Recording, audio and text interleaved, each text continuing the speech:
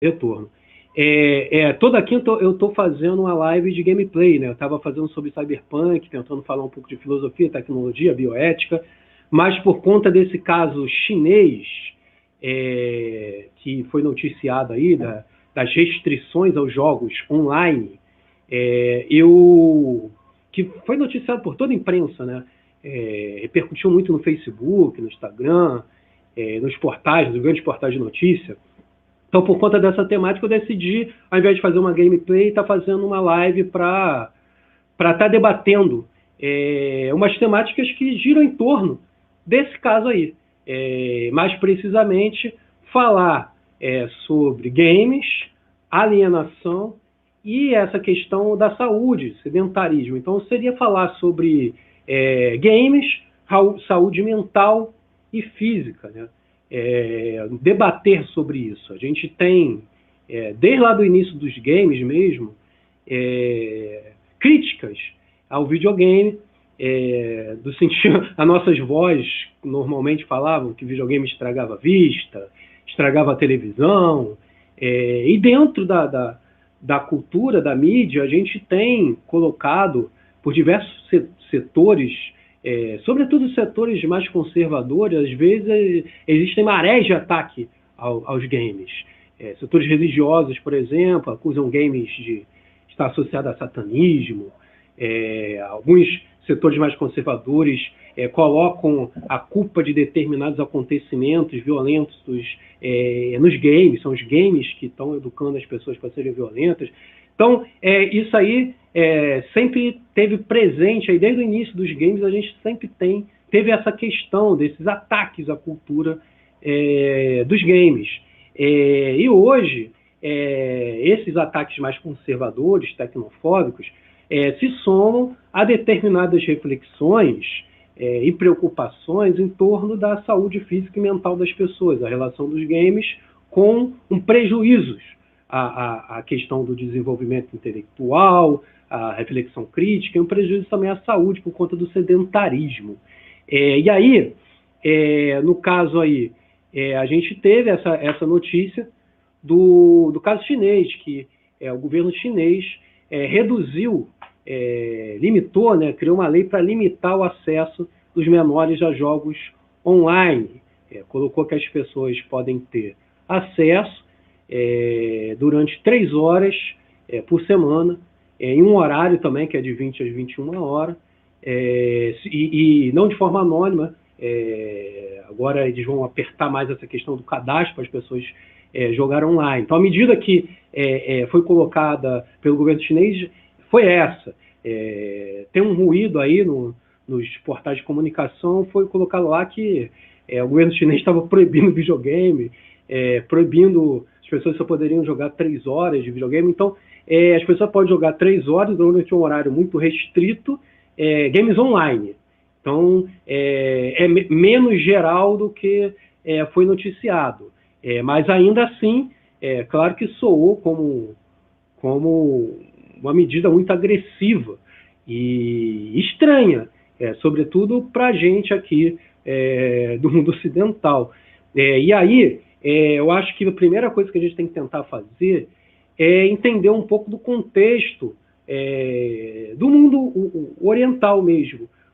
Porque aqui a gente, claro que tem problemas, a gente pode perceber problemas em relação a game, molecada viciada, gastando muito tempo, sei lá, não sai do Free Fire e atrapalha o estudo, mas raramente a gente vê um caso mais extremo da pessoa se fechar no seu quarto, jogar online até morrer, porque não está se alimentando.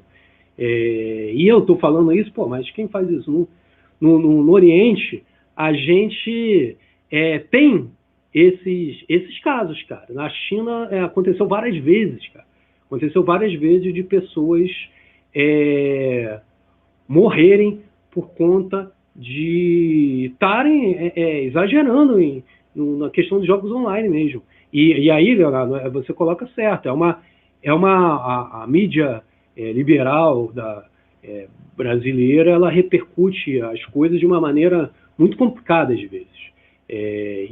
Nesse caso aí a gente teve isso, até porque essas restrições nem acontecem só na China. A China agora fez um aperto muito grande, mas não é só lá. Por exemplo, na Coreia do Sul, a gente tem também uma legislação com algumas coisas, e se tem um debate muito grande no início da década aí, em torno dessa questão do vício dos games. Inclusive, teve um caso de um casal de jovens que a história foi tão trágica que virou um documentário chamado Love Shield, Criança do Amor, que eram um casal jovem que era viciado em games online, tinha uma filha, só que eles estavam num estado de vício tão grande que eles negligenciaram o cuidado da filha para estar jogando em lan houses, não em casa, porque no período do documentário as pessoas jogavam mais na lan house lá, e eles negligenciaram tanto que a filha deles veio a falecer. E o mais irônico e sinistro também, talvez seja o fato do game que eles jogavam, eles tinham o avatar deles e eles criavam uma filha virtual. Então eles negligenciavam a filha real para ter atenção a uma filha virtual. Esse é o documentário. Esse documentário ele passou no HBO, não sei se hoje a gente consegue encontrar lá. Eu tenho dificuldade de achar esse documentário, eu já tentei trazer ele para aulas, mas eu só encontrei sem legenda, e na época que eu vi na TV a cabo e não consegui depois encontrar. E foi justamente esse caso aqui, de 2010, então tem mais de 10 anos, mas foi um caso que levou a uma regulamentação dessa questão dos games online na Coreia do Sul. Quem conseguir encontrar aí esse documentário, Criança do Amor, Love Shield, é um bom material para debater essa questão. A gente abre com esse caso aí para apresentar que essa preocupação ela não é uma preocupação à toa. Tem todo um cenário colocado, sobretudo, para o mundo oriental, que levou não só a China, mas até antes a Coreia do Sul, a estar pensando em regulamentar os jogos online. Mas, inevitavelmente, esse debate traz uma reflexão mesmo, traz a possibilidade de a gente pensar algumas coisas. E a pergunta que eu fiz no título desse vídeo será que os videogames são necessariamente prejudiciais à saúde física e saúde mental? Eu acho que os casos aí já são uma prova material que podem ser prejudicial, sim.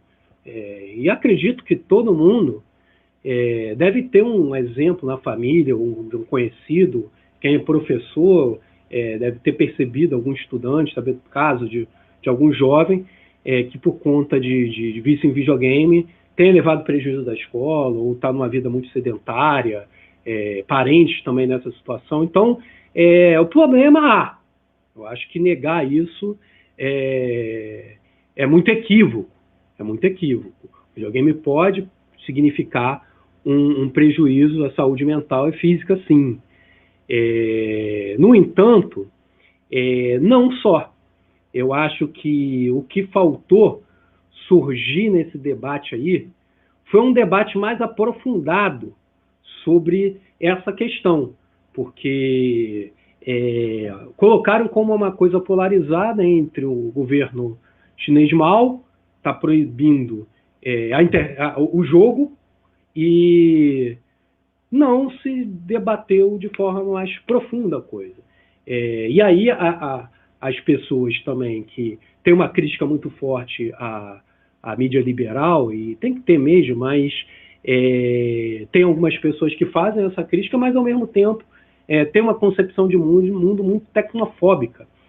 E aí acabou pegando essa notícia para propagar uma visão também reducionista do que essa cultura dos games e o que pode, o que possibilita hoje e pode possibilitar no futuro os games, né?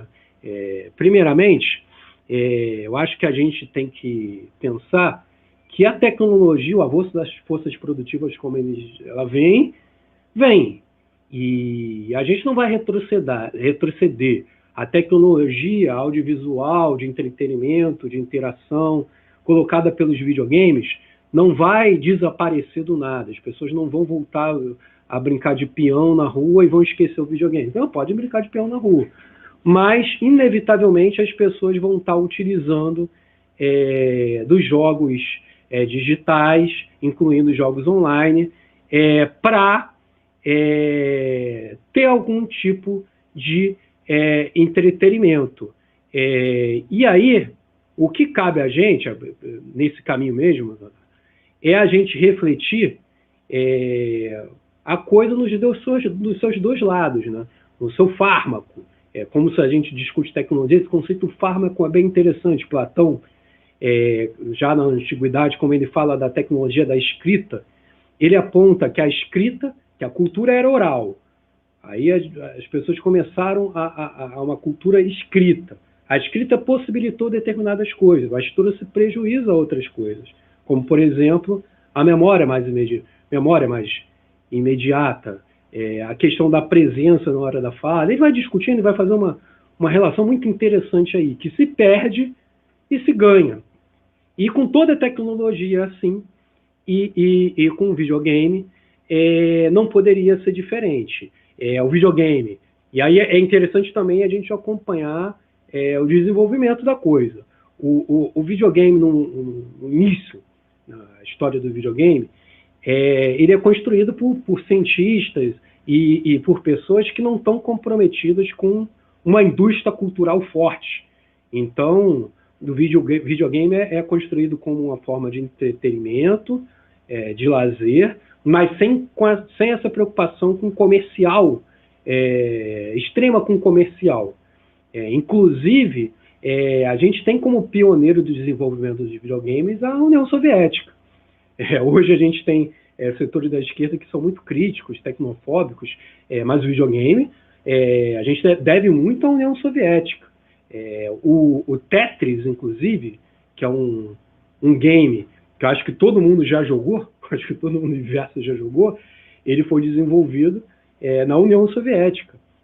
Então, tem toda uma fase mais científica, mais desinteressada comercialmente dos games, e depois o videogame vira um grande negócio, né?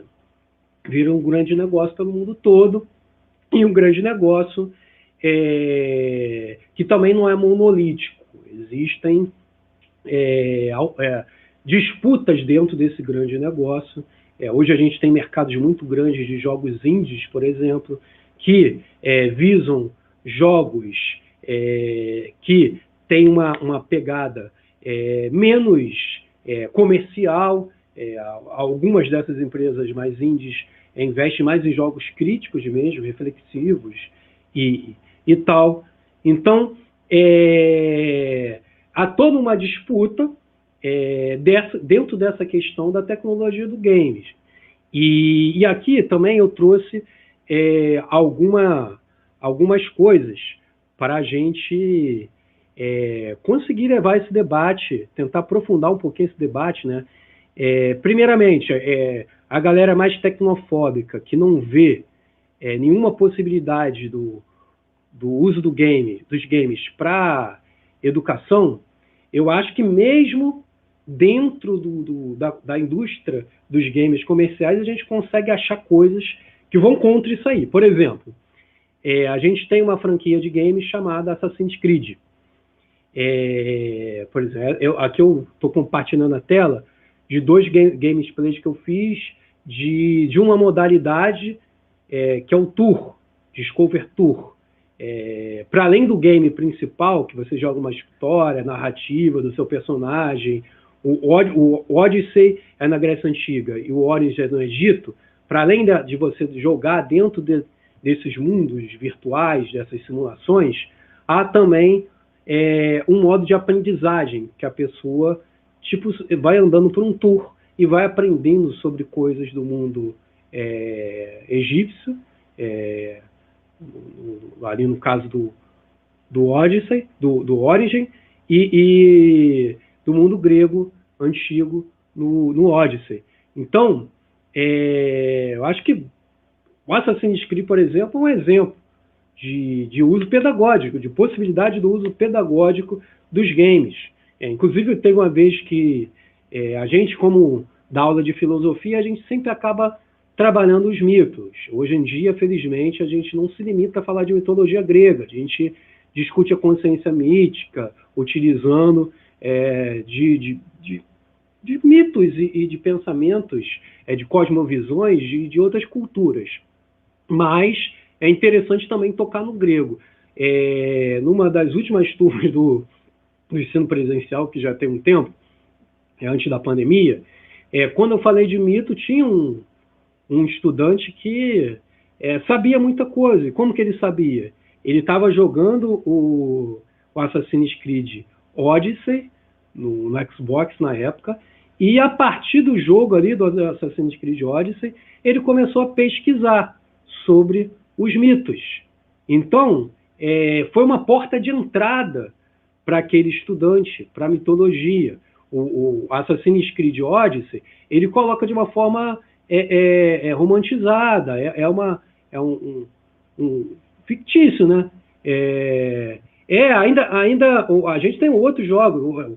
Você citou aí o Red Dead. Red Dead é interessante também. Esse período histórico do Velho Oeste, por exemplo. Pena que a gente não tem uma indústria de videogame tão desenvolvida no Brasil para fazer um jogo similar sobre o cangaço. Imagina um jogo similar sobre o cangaço ali, próximo do Red Dead ali. Então, a gente tem jogos interessantíssimos para trabalhar em sala de aula. Por exemplo, trazendo aqui mais uma imagem dessa franquia, do Assassin's Creed. Só que isso aqui é o Assassin's Creed Syndicate. Aí a gente vê a figura do Karl Marx.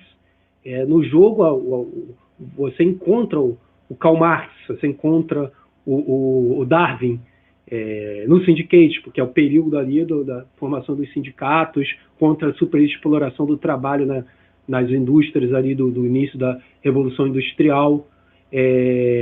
No Assassin's Creed Odyssey, você joga, você encontra o Sócrates, você encontra o Platão. Exatamente, Douglas. Nos indies, isso ainda está mais presente. Dentro dos comerciais, a gente consegue ver algumas coisas. Por exemplo, vou colocar um outro aqui, o Mafia 3, para quem já jogou.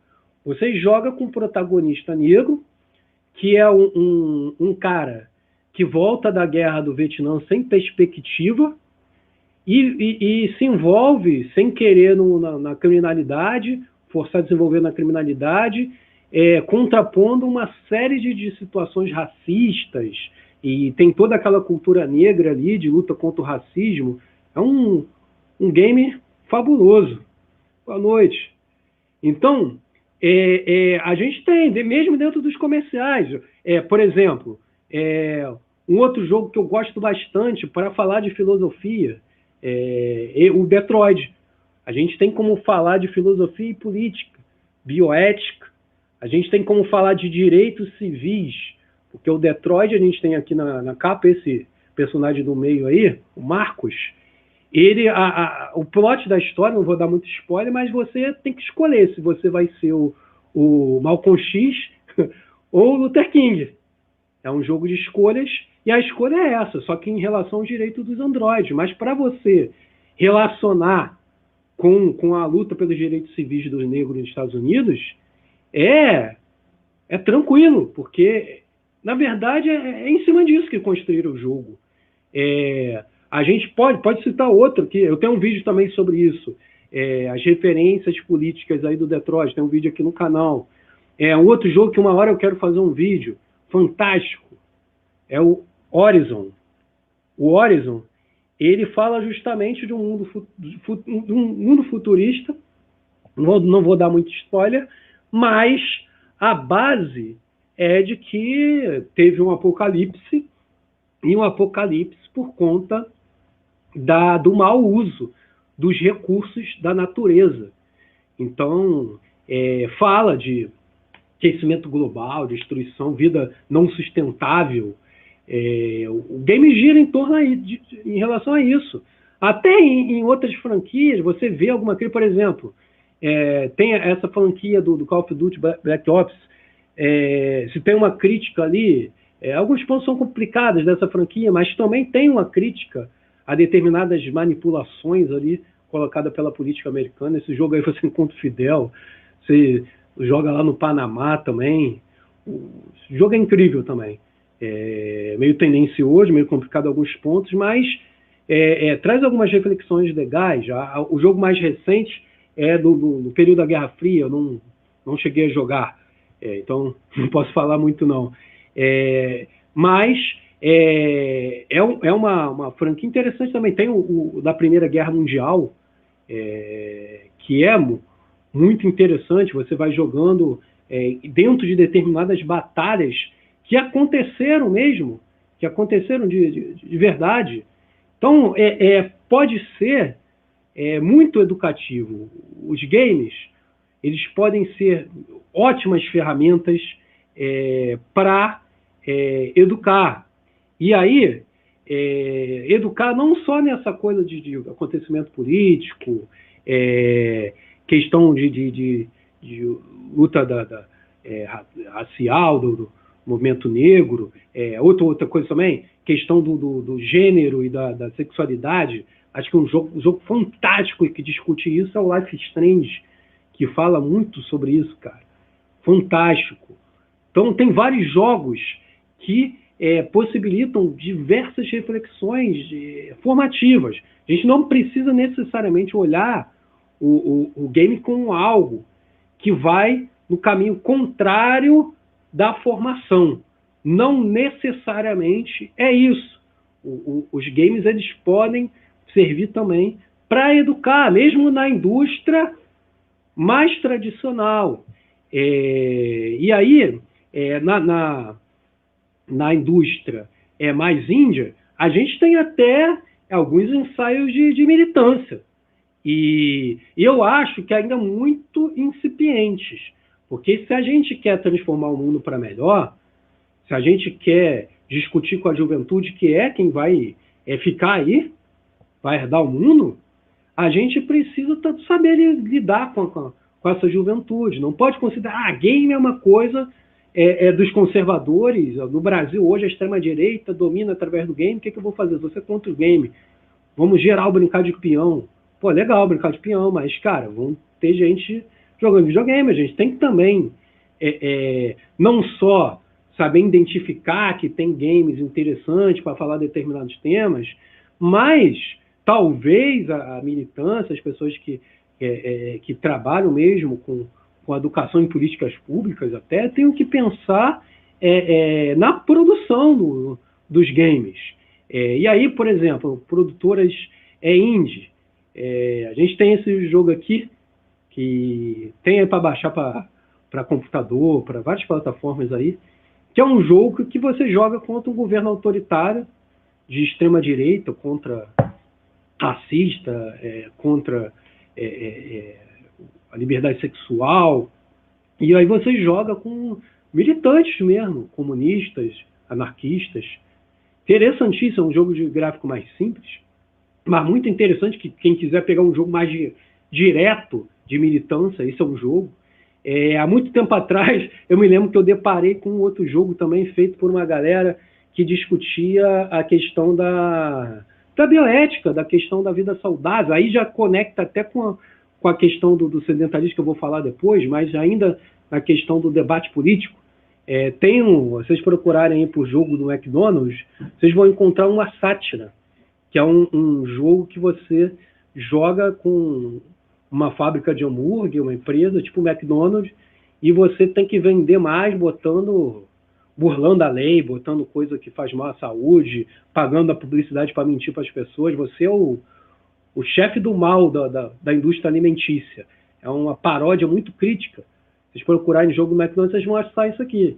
E lá desde 2012, eu acho, 2011, a gente tinha esse game já. Agora, eu não sei se já está disponível, mas eu vi uma campanha de arrecadação recente, um jogo aí de uma galera militante nesse plot do uso da máscara contra militâncias negacionistas que pregam o não uso da máscara, pregam ataques à ciência, punhos de repúdio. O trailer é mais engraçado até. Então tem iniciativas também, tem iniciativas mais alternativas aí, mas ainda são muito insuficientes. E são insuficientes até em determinado ponto, porque as pessoas ainda são muito tecnofóbicas e não conseguem enxergar, muitas vezes, esse caráter, essa potencialidade do videogame também educar, trazer informações, trazer conteúdos, e o videogame também educar, ajudar no pensamento crítico, em reflexões sobre problemas políticos e sociais. O videogame pode fazer isso, e as pessoas têm que começar a enxergar os games como um espaço de comunicação também, um espaço do futuro de comunicação, de formação, de politização, de conscientização, e não só como um problema para a saúde mental, não só como gerador de alienação. Pode ser gerador de alienação, mas não necessariamente se restringe a isso. Pode ser outra coisa também. Se depender só das megas empresas, a margem para a conscientização, para a educação vai ser sempre baixa. Mas, se outros setores das sociedades estiverem também disputando ali, a gente pode produzir coisa muito legal. E pode procurar dentro dessas coisas mais mainstream algumas coisas também que trazem informações legais, como coisas dentro do Assassin's Creed, dentro do Mafia, dentro do Horizon Dawn, dentro do Life is Strange. Então, primeiro apontamento aí, eu acho que tem que ficar na nossa cabeça, essa desconstrução aí dessa tecnofobia, enxergar o game como uma possibilidade que pode gerar alienação, um embrutecimento intelectual, mas pode ajudar a educação, a conscientização das pessoas também. A gente tem que desconstruir esse preconceito do gamer também. Tem alguns setores da sociedade que as pessoas mais progressistas às vezes olham, isso aí é caso perdido. E é um olhar preconceituoso. Tem muita gente que joga videogame e é crítica. Tem muita gente que joga videogame e não está afinado com essa coisa do culto a essas figuras de extrema-direita, nada disso. Assim como tem pessoas que escutam K-pop e são críticas, pessoas otaku que são críticas. As pessoas não podem fechar os olhos para essas culturas mais contemporâneas, porque senão a gente perde de WO no trabalho de formação, no trabalho de diálogo com essa juventude. Quem é professor, por exemplo, é inevitável que num colégio você não tenha uma turma que tem um otaku, ou que tenha alguém que é gamer. Me lembro aqui que nas turmas aqui do Noturno, contato na pandemia com aula de EAD, várias pessoas não colocavam a foto, não, colocavam personagens de anime. Por quê? Porque são otakus, porque lidam com essa questão da cultura oriental, eles consomem essa cultura. E aí a gente vai deixar para lá essas pessoas, vai falar, não, isso aí é um lixo, tem que gostar de MPB, tem que gostar só do samba, tem que brincar de peão e esquecer isso aí. Não é assim que a gente vai conseguir conversar com essas pessoas. E a gente tem que se atentar a isso. Esse é o caminho errado. Isso é um caminho errado. A gente olhar de forma preconceituosa contra quem tem essa cultura de game, de anime, de revista em quadrinho. a gente tem que parar com isso. E tem que buscar, nesses espaços, nessas tecnologias, o potencial de formação e de educação também. E aí tem outra questão, que está aí também no título, a questão do sedentarismo.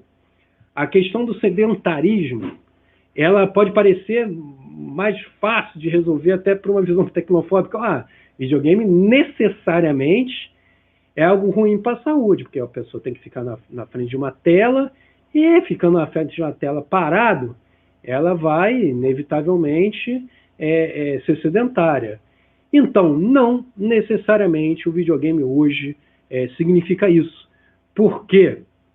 Porque hoje a gente também, para além desse game mais tradicional, com controle na frente de uma TV, ou com teclado e mouse na frente do computador, a gente tem tecnologias que são tecnologia de sensores de movimento e de realidade aumentada. Acho que colocam aí, desconstrói essa ideia de que videogame necessariamente leva ao sedentarismo. Tecnologias, por exemplo, de realidade aumentada. O que é realidade aumentada? Realidade aumentada é você, no ambiente 3D, no mundo real, você, através da tecnologia, conseguir trazer elementos a mais para essa realidade material. Isso através de um óculos 3D, ou através da tela de um celular, você conseguir apontar o celular para um lugar, e para além do celular mostrar aquele lugar, ele mostrar também algo a mais, que só existe naquela tela ali. Um game que funciona assim é o Pokémon Go, que foi um fenômeno tempo atrás. E ele trouxe vários debates a respeito dessa questão da atividade física. Porque muitas pessoas que não faziam exercício físico, sedentárias, estavam fazendo caminhadas para pegar o seu celular e ir procurando lá essas criaturas, pokémons lá, na realidade aumentada do celular. Então as pessoas se movimentavam, porque o jogo era isso, as pessoas tinham que buscar com o celular caminhando, pokémons, e ali coletar os pokémons. Então as pessoas estavam se movendo, estavam praticando atividade física justamente pelo game, ao contrário de estar deixando de fazer atividade física por conta do game. Aí são casos de realidade aumentada. Existem outros jogos, eu citei o Pokémon GO, mas saiu agora o The Witcher também, que é nessa pegada. Você pode falar, mas no Rio de Janeiro, você ficar proclamando Pokémon com celular, vão te assaltar. Então, eu acho que é meio perigoso mesmo. Mas tem outros usos. Eu ainda não vi esse jogo do The Witcher, mas tem o do The Witcher, tem o do Harry Potter. E é uma possibilidade. Cada vez eu acho que vai existir mais jogos que vão utilizar da realidade aumentada, da questão da geolocalização. Fala aí, Elaine. Bem, então, na época, as pessoas estavam muito preocupadas com essa questão da geolocalização desse jogo, do Pokémon GO. Falam, não, mas o celular vai saber onde eu estou. Então, tem esse lado negativo mesmo. Por mais que eu não acredite que a CIA vai querer saber muito da onde eu estou especificamente, coisas vão acessar a Nintendo para ter essa informação, mas é complicado mesmo essa questão do uso de dados das megas empresas.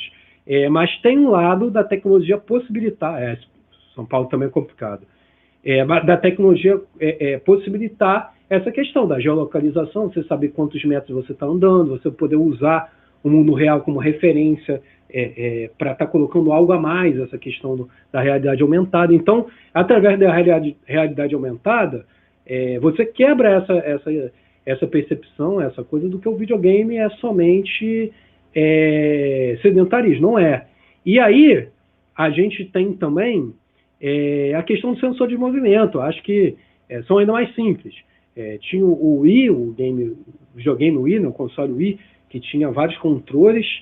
Tinha um Xbox que fez uma câmera para as pessoas se movimentar e o videogame ler. E depois todos os consoles praticamente começaram a ter algum sensor de captura de movimento.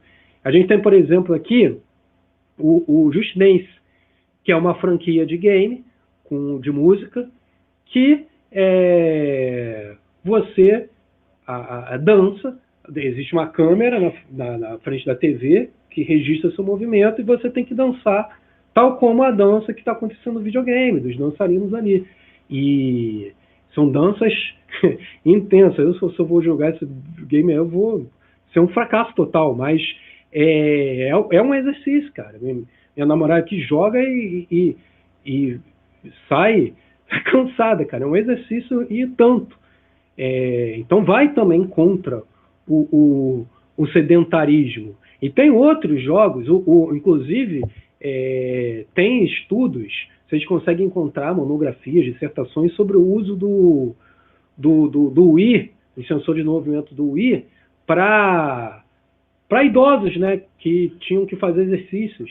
E é uma forma de fazer fisioterapia, de fazer determinados tratamentos físicos que precisa fazer as pessoas se movimentar através do videogame, cara.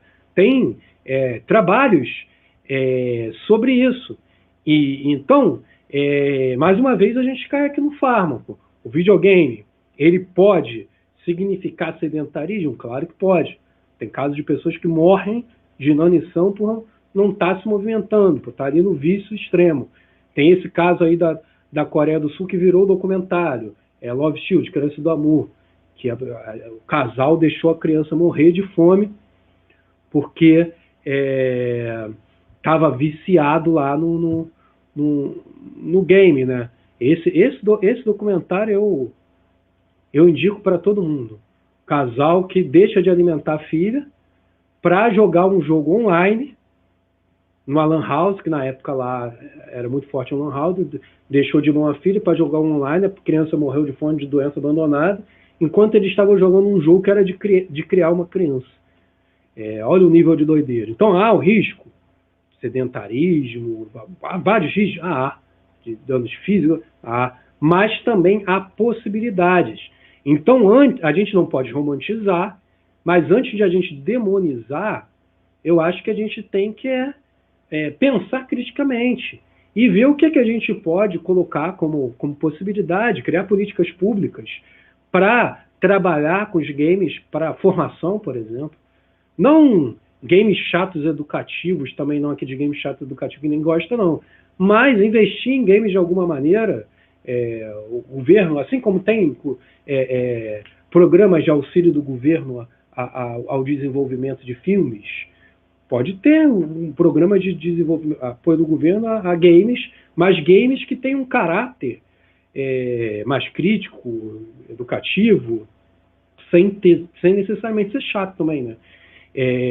Então, a gente pode pensar políticas públicas para que os games se afastem desse caminho mais de alienação, de embrutecimento e vá para uma coisa mais de formação, de conscientização, games que podem até ter um fim de atividade física, por exemplo, para professor de educação física usar, para além das aulas dele, ele indicar, ou as próprias escolas, de alguma forma, ter esses aparelhos para botar as pessoas para fazer atividade física das escolas ali, com esses aparelhos. Então, a gente tem que olhar de forma crítica e tentar procurar essa capacidade de formação e essa capacidade de desenvolvimento da criticidade, pensando também, sem romantizar, que pode haver malefícios. Então a gente não pode ser tecnofóbico, mas a gente também não pode romantizar as coisas também. E aí eu vou voltar um pouco para esse caso chinês.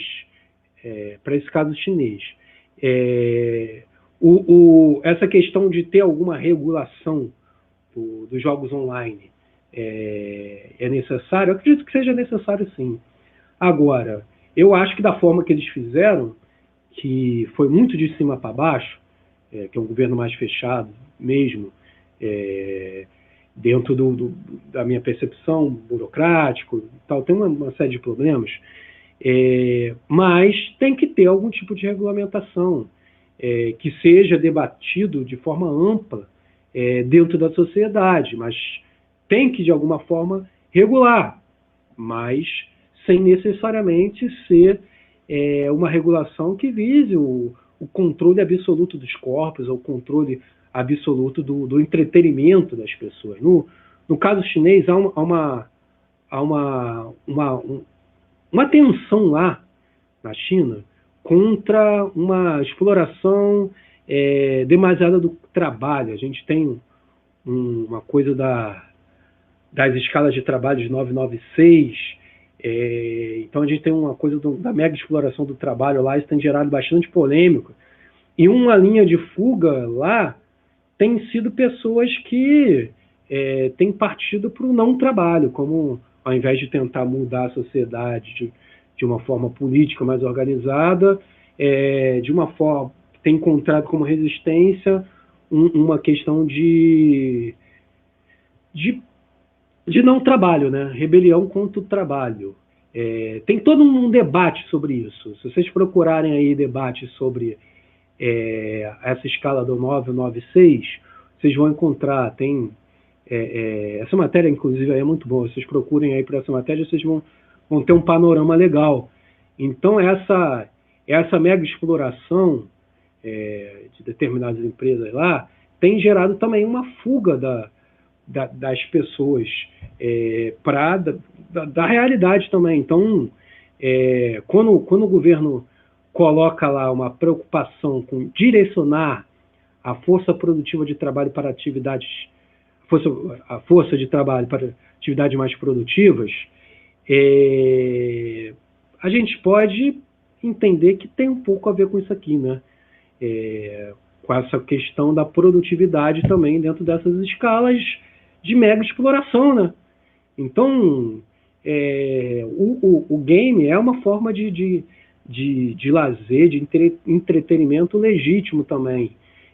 Até uma válvula de escape mental também para as pessoas. A gente não pode romantizar, mas a gente também tem que entender esse lado. Uma coerção extrema, uma proibição extrema, uma vigilância extrema, também não é possível, assim como também uma desregulamentação total é complicado. A gente hoje tem algumas políticas ligadas ao controle de faixa etária, games tem lá a faixa etária que são aconselhados, mas várias vezes isso é quebrado. Você vai jogar um GTA, que é um jogo extremamente violento, GTA V é extremamente violento, jogo muito bom, mas extremamente violento, só tem criança jogando. E ali o controle ali de idade falha. E de repente seria interessante não falhar, né? Ter o controle maior em relação ali. O controle parental é interessante? É interessante. A família ter o controle sobre o console, sobre o PC, conseguir dar limites a essas faixas etárias, ou uma limite de hora para os filhos. Mas para isso acontecer, esses pais também têm que ser educados, né? As próprias crianças têm que ser educadas. Então, eu acho que falta também muito campanhas de conscientização, né, em relação a esse uso do videogame, né? O estímulo a jogos e a produção de material de games que tem um caráter mais formativo, um caráter mais de desenvolvimento crítico, mas também um trabalho de conscientização das próprias pessoas, né, para receber esses jogos. Então, é um debate muito legal, muito interessante, que disso tudo que eu falei por alto, a gente teria como desdobrar vários outros debates. Por exemplo, esse debate dos jogos estimulam a violência necessariamente, ou podem estimular, tal, é um outro debate também muito interessante a se fazer. Não nem vou me iniciar ele aqui, talvez em uma outra live eu explore isso. Mas essa questão da questão dos games, do caráter educativo dos games, de formação do game, do trabalho de desenvolvimento crítico, da questão da militância, começar a se preocupar com a questão dos games, produção de games e o uso crítico do game, o uso pedagógico do game. É importantíssimo. E da indústria do game mesmo. A gente hoje em dia é uma indústria grande. Então, tem aí, por exemplo, greves desse setor. A gente tem que olhar para esses trabalhadores também como trabalhadores importantes dentro da indústria cultural hoje. Pensar essas empresas, a responsabilidade dessas empresas, o cunho social que essas empresas podem ter. E algumas pessoas fazem um debate interessante, um debate que eu cada vez mais também quero estar me inserindo, mas tem umas pessoas que fazem muito um debate muito interessante. Um é o Rafael Goma, que vocês vão poder achar várias coisas dele na internet, por exemplo, essa matéria Games Nova Fronteira no Combate Cultural, justamente sobre essa questão da disputa cultural, né, sobre o que acontece dentro dessa cultura dos games. E aí ele remete lá um outro texto dele, que é Marx nos Fliperamas, o livro, né, na verdade, fala também dessa questão das mudanças no mundo do trabalho e essa questão do trabalho no mundo dos games. O Rafael também tem esse texto aqui. Fala também que os militantes têm que começar a discutir essa questão dos games. Esse aqui é o jogo que eu mostrei lá no início, do Riot lá. Preciso politizar também através dos games. Esse texto também é interessantíssimo aí, vocês conseguem achar na internet. E tem o livrinho maior dele, que é o Marx no Fliperamas, que vocês também encontram aí para comprar na internet. Ele é um dos caras que discutem isso aí bem. Vocês vão conseguir encontrar várias coisas dele na internet, vídeos, textos, matérias, e eu estou citando ele porque eu estou editando um filme aí, trabalho com edição de vídeo também, que eu estou trabalhando uma entrevista dele. E, no caso, ainda é segredo o vídeo, mas no caso ele fala um pouco dessa questão das indústrias de games. E como eu vinha dar uma estudada em quem ele era, eu consegui ter acesso a vários textos dele sobre essa questão da política dos games, militância de esquerda e games, o trabalho e os games, educação, formação crítica e games. Então, eu acho que é isso, pessoal. A gente tem que pensar que os videogames vieram para ficar. A minha geração já é uma geração que foi criada com games, então tende a ser menos reativa aos games do que as anteriores, mas não é uma geração que foi criada nos games online. Agora o game é online, tem tecnologias que estão chegando, tecnologia, sensor de movimento, 3D com óculos de realidade virtual, realidade aumentada. Então tem uma série de outras coisas chegando, e isso é o futuro, veio para ficar. A gente não pode ser tecnofóbico, a gente tem que disputar esse mundo, essa cultura game, para discutir com a molecada, encontrar espaços dentro dessa cultura para ter uma conversa com os estudantes, dentro da escola, fora da escola. A militância tem que começar a fazer isso também. Esses jogos aí de militância aí do McBond, do Riot ali, são ótimos jogos aí que mostram que você pode ter alguma coisa de mais panfletária também. Então, a gente tem um universo a explorar aí. A pior opção é a gente cair na tecnofobia ou na romantização extrema. A tendência, infelizmente, do campo mais progressista de esquerda é essa questão da tecnofobia, por conta que ainda a galera mais nova ainda está criando espaço, está dando espaço. Eu acho que as gerações mais novas da militância, tem que estar jogando um peso nisso aí. E em relação a isso, eu pretendo sempre estar trazendo coisa aqui no canal, dentro do meu blog lá, do blog pensamentoradical.com, tem matérias lá sobre jogos e política, jogos cabeça, no sentido de jogos reflexivos, tem coisas aí desses Assassin's Creed, tem vídeo do Life is Strange, tem vídeo sobre o Detroit, que a ideia também estar utilizando, né? A gente pode utilizar esses jogos também, das grandes empresas também, para estar discutindo para a molecada, que às vezes é mais difícil você fazer eles terem acesso a um jogo menos comercial, mas o jogo comercial que ele está jogando, de repente tem algum elemento que você possa aproveitar. Se você encontrar um joguinho não comercial e conseguir fazer o cara ter acesso, melhor ainda. As próximas gerações, se conseguirem desenvolver jogos, melhor ainda. Eu me lembro que numa dessas matérias lá no Pensamento Radical, no meu blog, citava um jogo desenvolvido pelos palestinos, sobre a questão da disputa ali com Israel ali. Era um jogo pró os palestinos, então foi feito pelos militantes ali. Tinha um do Hezbollah também, e vocês conseguem achar de diversos grupos aí fora.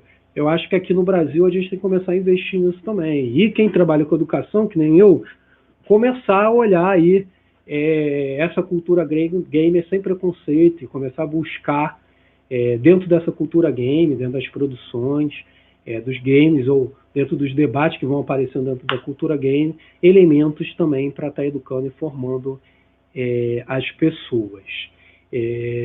Pessoal, já estou falando, já vai bater aqui 1 hora de vídeo. Comecei com esse problema do áudio, mas é isso, minha gente. O que eu tinha para conversar com vocês era basicamente isso. Mais para frente a gente vai retomar nossas lives de gameplays, mas eu também devo estar de vez em quando fazendo uma live de conversa, que nem essa aqui, sobre tecnologia, sobre games, sobre assuntos mais próprios da filosofia mesmo, sobre determinadas reflexões que estão rolando no momento em alta. Então, dentro do pensamento radical, a gente vai ter esse tipo de material também. Esse foi um vídeo aí produzido pelo Pensamento Radical e transmitido também no Linhas de Fuga, que é um canal coletivo, no nosso coletivo, de mídia livrismo, e em breve a gente vai ter mais. Valeu aí a galera que veio, Elaine, Leonardo, Douglas, a Rosa, todo mundo que de alguma forma participou, e mais para frente a gente retoma aí as lives no canal. Em breve também eu devo estar trazendo alguns vídeos, não de lives, mas alguns vídeos gravados, que offline, vamos dizer assim, que eu estou pensando em produzir. Só estou encontrando um pouco de dificuldade de tempo. Mas semanalmente agora a gente vai manter vídeo, pelo menos se não for um vídeo offline, a gente vai ter um vídeo de live. Se não for uma live de conversa dessa, é uma live de gameplay. Então valeu, minha gente, até a próxima, e conta aí com vocês aí para dar uma curtida no canal, compartilhar o vídeo aí para outras pessoas que se interessam nessa temática de games, de cultura game, do uso do game para a educação, problematização dessas questões aí de alienação, sedentarismo, todas essas questões que apareceram. Compartilha aí, que eu acho que pode de alguma forma contribuir aí para espantar a tecnofobia que muitos ainda possuem em relação aos games, e também para botar trazer uma leitura menos romantizada também, porque se por um lado a tecnofobia não é bom, a romantização também não é bom. A gente tem que saber trabalhar. E é isso. Os nossos parentes mais novos, os nossos estudantes, quem é professor, vão estar no mundo dos games. É inevitável. Se você proíbe em casa, vai dar um jeito de ter acesso. Então, é melhor a gente saber conversar com essas novas gerações sobre games de uma maneira crítica, e procurar coisas de games que ajudem a se formar, se educar, do que também fazer uma proibição. Parou, vai jogar só peão agora, vai jogar só queimada. Pô, é maneiro também ter essas atividades físicas, mas inevitavelmente vai ter acesso aos jogos digitais, e se é para ter, que tenha um acesso dentro de uma leitura mais crítica, né? Então, uma hora a gente volta aí com um debate, com um tema próximo de novo. E valeu, pessoal. Até a próxima. Quinta-feira que vem a gente se vê. Se não for uma live numa conversa dessa, a live vai ser um gameplay. De repente do Cuphead, que é um joguinho nostálgico. Aí vai ser mais uma viagem sobre desenhos animados antigos, referências, do que propriamente um tema mais reflexivo, pesado, tal como dava para fazer com Cyberpunk. Eu espero fazer com Detroit mais para frente. Mas estou pensando em usar o do Cuphead. Mas valeu, pessoal, e fica aí como dica também, que quem quiser fazer uma leitura sobre isso aí. Eu ainda não tenho texto produzido nessa temática, não. Uma hora espero produzir. Mas fica aí, ó, o texto do Marx no Fliperama, que tem aí o prefácio do Rafael e os textos do Rafael, que você encontra aí de maneira livre na internet. Valeu, minha gente. Grande abraço. Até a próxima. Fui.